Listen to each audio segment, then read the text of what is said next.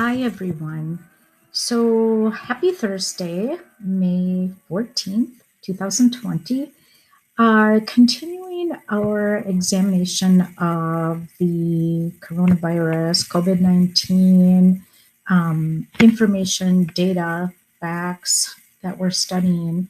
Your assignment today is going to be to read another article on vaccines, learn a little bit more about that. You've been studying, what's a virus, what is a cold or flu virus. So today, the article is entitled Explainer, What is a Vaccine?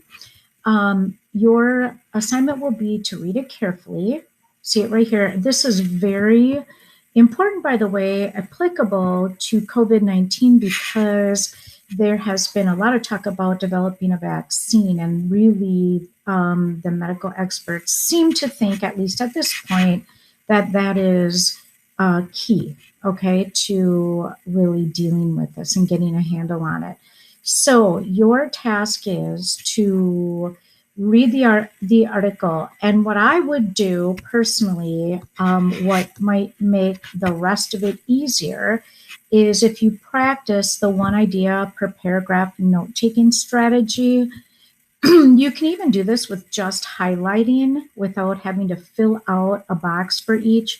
But for each paragraph, you might want to highlight in one color the main idea, highlight in another color what the details are that support that main idea for each paragraph. And then as you look it back over, you may see the theme, kind of what is the main idea for the whole paragraph. For the whole article. If you look down, then after you read this article carefully, there are two questions that you need to complete.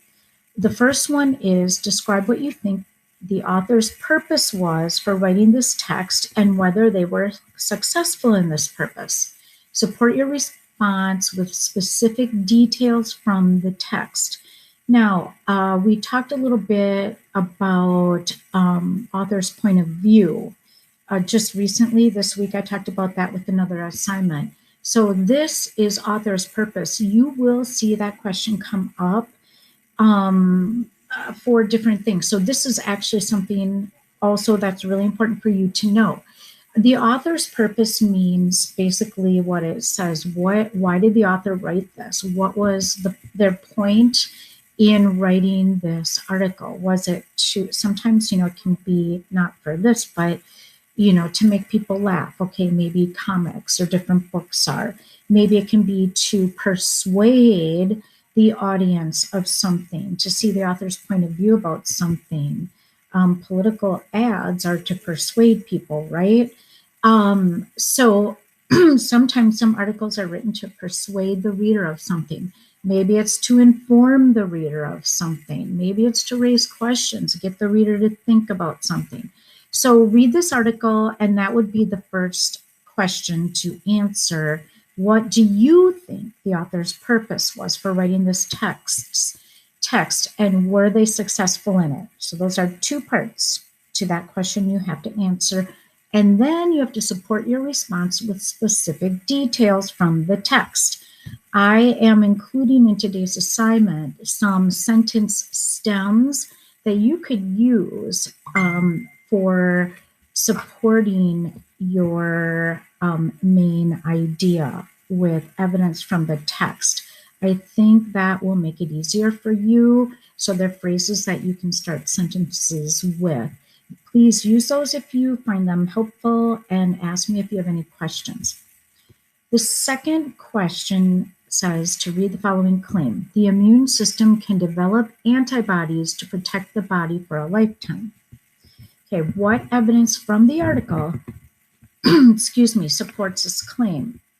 And so you need to look at that. If you already have your paragraphs highlighted, that will make it much easier for you. And then explain why the evidence supports this claim. So basically you have to show how it does. So for that, it's really important to put it in your own words. You do not want to plagiarize, okay? When you are listing evidence from the article that supports the claim, you might want to say, in paragraph 3, the author says that, or the author tells us, blah, blah, blah. Okay. Um, or you could say, for example, in paragraph 3, we learn that blah, blah, blah, this supports that claim, or one piece of information the author's list that could support this claim is in paragraph 3, and then, give an example of that. So there are many different ways to do this. The most important here is that you give it a shot, you try it, do your best, proofread always before you turn an assignment in. Do not use slang in your writing. You need to write professionally. You need to practice writing professionally.